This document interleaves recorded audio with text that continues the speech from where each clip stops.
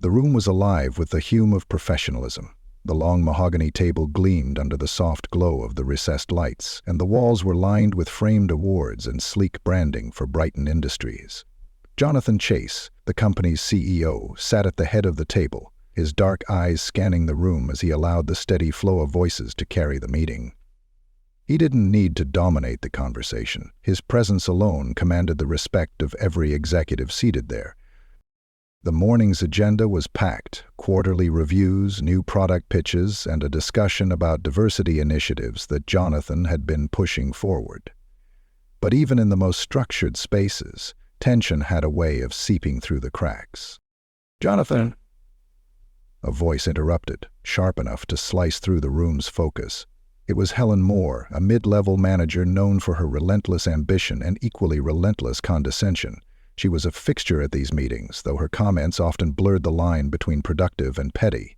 Today, she had her eyes locked on Alicia Brown, Jonathan's executive assistant, who had just presented the latest updates on their company's community outreach programs. "While I appreciate the effort," Helen said, her voice dripping with faux courtesy, "I think it's important that we present a more polished image when representing Brighton Industries. Don't you agree?"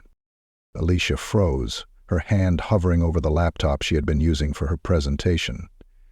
The air in the room seemed to shift as Helen's gaze settled on Alicia's hair, specifically the wig she wore, a synthetic piece styled into neat curls. "Alicia," Helen continued, tilting her head slightly, "have you considered updating your look? It's just that appearances matter, and, well, that wig," she paused, smiling as if to soften the blow, "it might not project the level of professionalism we strive for here." The silence that followed was deafening. Eyes darted around the room, executives shifting uncomfortably in their seats. Jonathan's expression didn't change, but those who knew him well could see the storm brewing behind his calm demeanor. Alicia's fingers trembled as she closed her laptop. She started, her voice barely above a whisper. "I understand, Ms." Jonathan raised his hand, cutting through Alicia's response. "Thank you, Alicia," he said firmly, his voice steady and deliberate. "Your presentation was insightful and well prepared, as always." His words weren't loud, but they carried a weight that filled the room. Helen leaned back in her chair, clearly unaffected, or perhaps emboldened, by the subtle rebuke. She folded her arms and smirked, her gaze challenging Jonathan's restraint. "Let's move on," Jonathan said, his tone leaving no room for argument. He turned his attention to the next item on the agenda, but the air in the room remained charged. Later that afternoon, Jonathan found Alicia in the break room. She was at the counter, pouring a cup of coffee, her movements slow and deliberate. She didn't look up as he entered. "Alicia," he said softly, his voice a stark contrast to the harshness she had faced earlier. She turned, and for the first time, Jonathan saw the glassy sheen in her eyes. She had always been composed, fiercely professional, but now she looked vulnerable in a way that broke his heart. "I'm sorry about what happened earlier," he said. "Helen's comments were unacceptable, and I'll be addressing them." Alicia shook her head, a small, bitter laugh escaping her lips. "It's fine, Mr. Chase. I've heard worse." "It's not fine," Jonathan countered, stepping closer. "You deserve respect, Alicia. What you contribute to this company goes far beyond appearances." She looked down at her coffee, the steam rising between them. "People like Helen see me as a stereotype. A black woman in a wig. They don't care about my qualifications or the fact that I work twice as hard to prove myself." Jonathan nodded, his jaw tightening.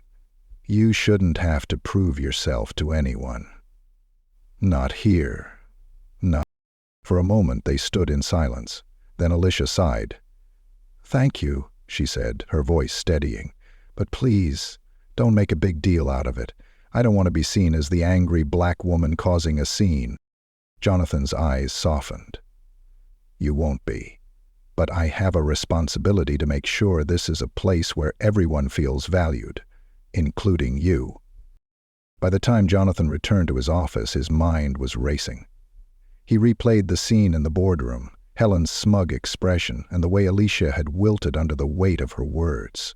This wasn't the first time Helen's behavior had raised eyebrows, but it was the first time it had cut so deeply, so visibly. He picked up his phone and dialed the HR director, a no-nonsense woman named Linda Carter. "Linda," he began, his tone leaving no room for pleasantries, "we need to have a conversation about workplace culture, specifically how to address toxic behavior." Linda hesitated. "Is this about Helen?" Jonathan's silence was answer enough. "I've received a few complaints about her," Linda admitted. "But nothing concrete. People are hesitant to speak up." "Not anymore," Jonathan said firmly. "I'm making this a priority." As the day wore on, word of the incident spread through the office. Some employees were outraged on Alicia's behalf, while others whispered that Helen was simply telling it like it is. The divide was palpable, and Jonathan knew he needed to act swiftly. He drafted an email to the entire company, inviting everyone to a mandatory meeting the following morning. The subject line was simple: a culture of respect. The next day, the boardroom was filled to capacity. Employees from every department squeezed into chairs or stood along the walls, their curiosity piqued by the sudden announcement.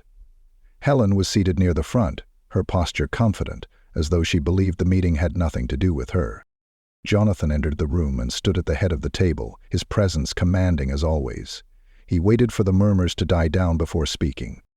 "Woman tells black CEO her cheap wig looks unprofessional." Company meeting goes dead silent. A simple board meeting spirals into a life-changing confrontation. What will happen when a bold stand for dignity turns a toxic corporate culture on its head? Before we dive into this powerful story, let us know where you're watching from in the comments. Don't forget to like, subscribe, and share your thoughts on this compelling tale. "Good morning," he began. "I've called this meeting because I believe in transparency. As a company, we've achieved incredible success, but there's always room for growth, not just in our products, but in how we treat one another."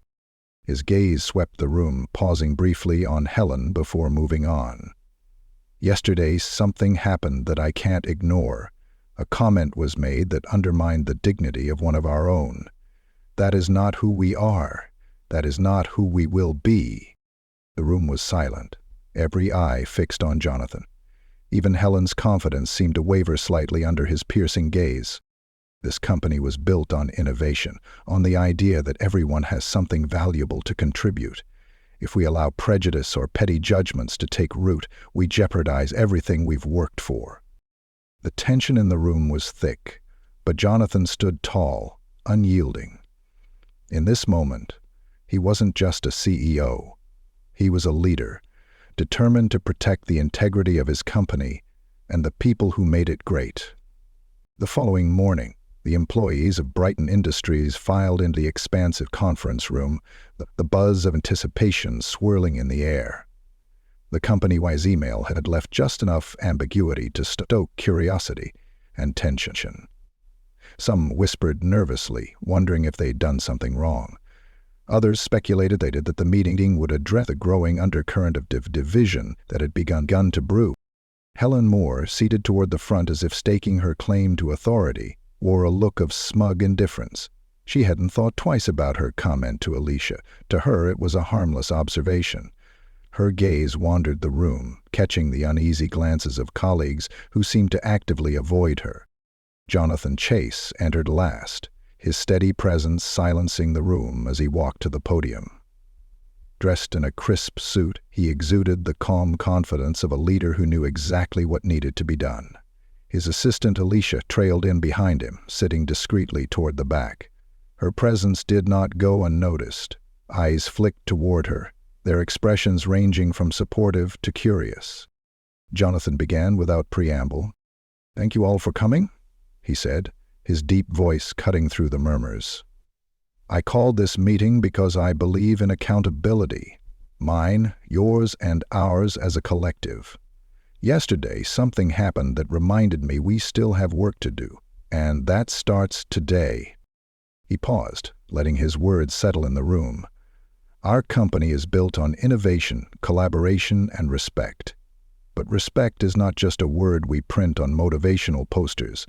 It's something we practice. It's something we extend to each other. Every single day. Helen shifted uncomfortably in her chair, though her expression remained neutral. Jonathan caught the movement, but he kept his tone measured. There are moments when small actions reveal larger issues.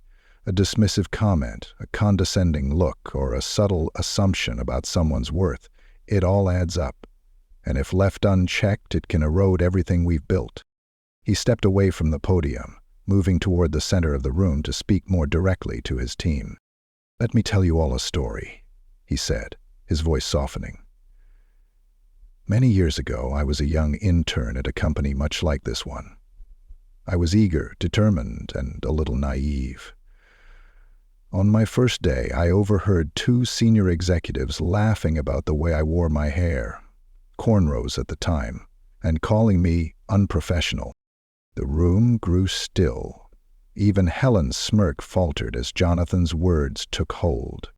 They didn't say it to my face, but they didn't need to. I heard them, and I internalized it. I went home that night and shaved my head, thinking I needed to change who I was to fit in. It took years to realize that the problem wasn't my hair. It was their narrow view of what professional looks like." Alicia, seated quietly at the back, felt tears welling in her eyes. Jonathan's words struck a chord deeper than she expected. Jonathan continued, his voice steady but charged with emotion. "Yesterday, when I heard a comment in this very room about someone's appearance, it brought me back to that moment. And it reminded me why I became a leader in the first place, not to maintain the status quo, but to challenge." He turned to face Helen directly, though he never raised his voice. "Helen, your comment to Alicia yesterday was inappropriate, hurtful, and beneath the standards we hold ourselves to at Brighton Industries." A murmur rippled through the room. Helen's face turned crimson, and for the first time, she looked genuinely unsettled. Jonathan gestured toward Alicia. "Alicia Brown is not just my assistant. She's an integral part of this team. Her work has contributed to some of our most successful initiatives, and whether she's wearing a wig, a hat, or nothing on her head at all, her value remains the same." The room fell into a heavy silence, the weight of Jonathan's words hanging in the air. Alicia's hands trembled in her lap, but this time it wasn't from humiliation. It was from gratitude. Helen opened her mouth as if to defend herself, but Jonathan raised a hand. "This isn't about shaming anyone," he said.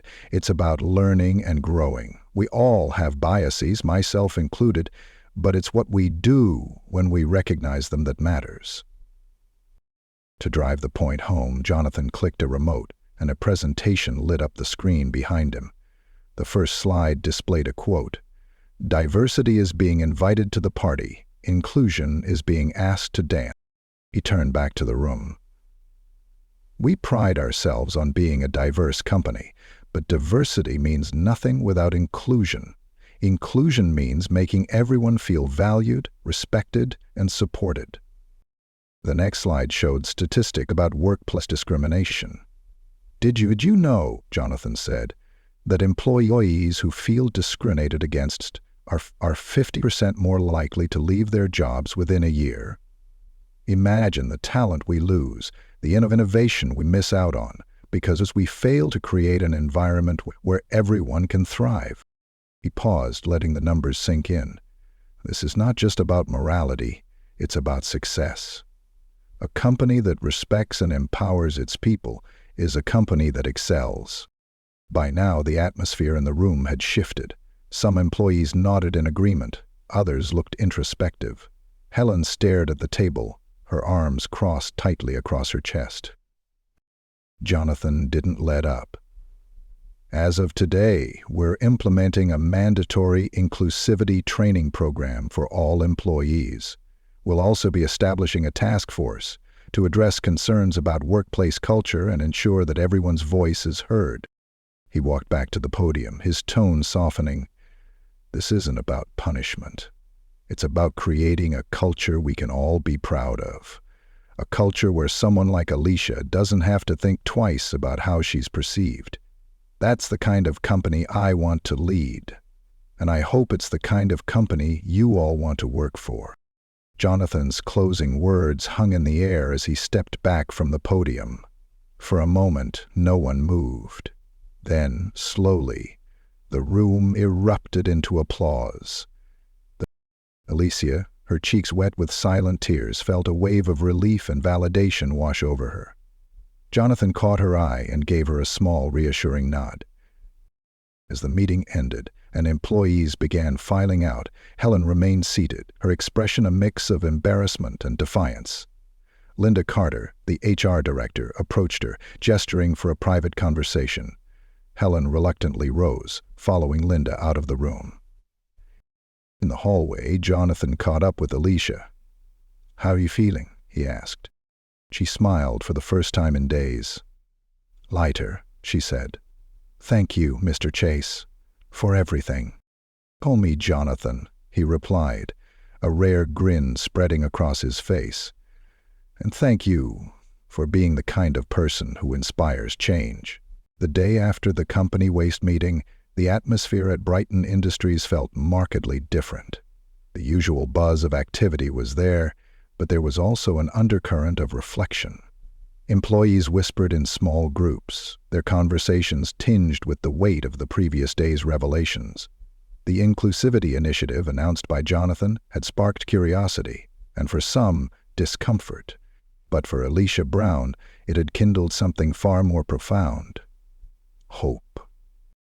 In Jonathan Chase's office, Alicia stood across from the CEO's desk. Her posture was straighter than it had been in days, her voice more assured as she spoke. "I just wanted to thank you again for what you said yesterday. It meant more than I can express." Jonathan looked up from his laptop, his expression warm but serious. "Alicia, what I said yesterday wasn't just for you, it was for all of us. I meant what I said about creating a workplace where everyone feels valued." Alicia nodded. "Still, it was brave. You didn't have to call her out like that in front of everyone." He leaned back in his chair, his gaze thoughtful. "Sometimes, the only way to address a problem is to shine a light on it. But I also know it wasn't easy for you. You handled yourself with dignity, and I'm proud of you." Her smile was small but genuine. "Thank you, Jonathan." As she turned to leave, Jonathan added, "Oh, and Alicia?" She paused. "You might want to check your inbox. I have a feeling there's an opportunity waiting for you." Meanwhile, Helen Moore sat at her desk, her face a mix of anger and embarrassment. The events of the previous day had been a public humiliation, and she wasn't sure how to navigate the fallout. Her pride told her to carry on as if nothing had happened, but the way her colleagues avoided her gaze said otherwise. Her email pinged, drawing her attention. The subject line read, "Mandatory Inclusivity Training, Session 1, Starting the Conversation." Helen clenched her jaw as she clicked on the email, skimming the details. The session was set for the following week, and attendance was non-negotiable. She let out a frustrated sigh, her mind racing with resentment. Linda Carter, the HR director, appeared in the doorway, her clipboard tucked under one arm. "Helen, do you have a moment?" Helen forced a smile. "Of course." Linda stepped inside, closing the door behind her. "I wanted to touch base after yesterday's meeting. It's clear that some adjustments need to be made, and I think it's important that we start with you." Helen stiffened. "I understand the message Mr. Chase was trying to send, but don't you think he could have handled it privately?" Linda's gaze was unwavering. "Perhaps, but the reality is your behavior was public, and the impact it had on Alicia and the company needed to be addressed, just as publicly." "I didn't mean any harm," Helen insisted. "It was just a comment." Lyndon raised an eyebrow. "Words have power, Helen. Intent doesn't negate impact. The mandatory training is a step toward understanding that, and I hope you take it seriously." Helen opened her mouth to protest, but Linda cut her off. "This is a chance for growth. Take it." Over the next few weeks, Brighton Industries began its transformation. The inclusivity training sessions, led by external consultants, were met with mixed reactions at first. Some employees embraced the opportunity to learn and reflect, while others approached it with skepticism. But as the sessions continued, walls began to come down. In one session, employees were asked to share personal experiences of bias or discrimination. Alicia, hesitant at first, decided to speak up. She recounted moments in her career where she felt unseen or underestimated, including the incident with Helen. As she spoke, the room grew silent. Some participants shifted uncomfortably in their seats, while others listened with rapt attention. Helen, sitting across from Alicia, avoided eye contact, her face flushed. When Alicia finished, the facilitator thanked her for her courage. "Stories like yours remind us why this work is so important. Change begins with listening." Helen stayed behind after the session, her emotions swirling. For the first time, she began to see herself through the eyes of those she had hurt. It was an uncomfortable realization, but it was the start of something deeper: accountability. In another part of the office, Jonathan reviewed progress reports on the inclusivity initiative. The results were promising. Employee engagement was up, and feedback indicated a shift in the company's culture. He felt a sense of pride, but knew the work was far from over. A knock at his door interrupted his thoughts. He looked up to see Helen standing in the doorway, her expression uncharacteristically subdued. "Do you have a moment?" she asked. Jonathan gestured for her to sit. "Of course." She hesitated before speaking. "I wanted to apologize for what I said to Alicia and for how I've conducted myself in the past." Jonathan regarded her carefully, his expression neutral. "What brought this on?" Helen sighed. "The training sessions. They've been eye-opening. I didn't realize how much my words and actions could hurt others. I want to do better." Jonathan leaned forward, his tone measured. "Acknowledging your mistakes is the first step, but the real work is in changing your behavior." "I understand," she said quietly, "and I'm willing to put in the work." He nodded. "Good. Because at Brighton, we don't just talk about change, we live it." Alicia's newfound confidence began to shine in her work. Inspired by Jonathan's support, she pitched an idea for a mentorship program aimed at supporting underrepresented employees. The initiative was approved almost immediately, and Alicia was given the reins to lead. At the program's launch event, Jonathan spoke to the gathered employees. "This mentorship program is more than just an initiative. It's a commitment to lifting each other up and ensuring everyone has a seat at the table. And none of this would be possible without Alicia's vision and leadership." The room erupted in applause as Alicia took the stage. She smiled at Jonathan before addressing the audience. "When we support one another, we all succeed. This program isn't just about mentorship. It's about building a culture where everyone feels they belong." As the months passed, the changes at Brighton Industries became more evident. Employees felt empowered to speak up, collaboration flourished, and the company thrived in ways it never had before. The transformation wasn't perfect, progress rarely is, but it was real. Helen, too, began to change. She worked hard to rebuild trust with her colleagues, volunteering for diversity initiatives and seeking feedback on how to improve. While some remained skeptical of her sincerity, others acknowledged her efforts and encouraged her to keep going. One evening, as Jonathan prepared to leave the office, he found Alicia waiting by the elevator. "Heading out?" he asked. She nodded. "I just wanted to say thank you again, for believing in me, for standing up for me. It's made all the difference." Jonathan smiled. "The difference was already in you, Alicia. You just needed the space to show it." The elevator doors opened, and Alicia stepped inside.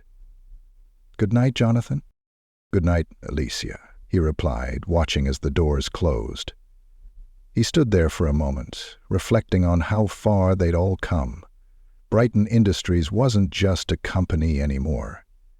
It was a community.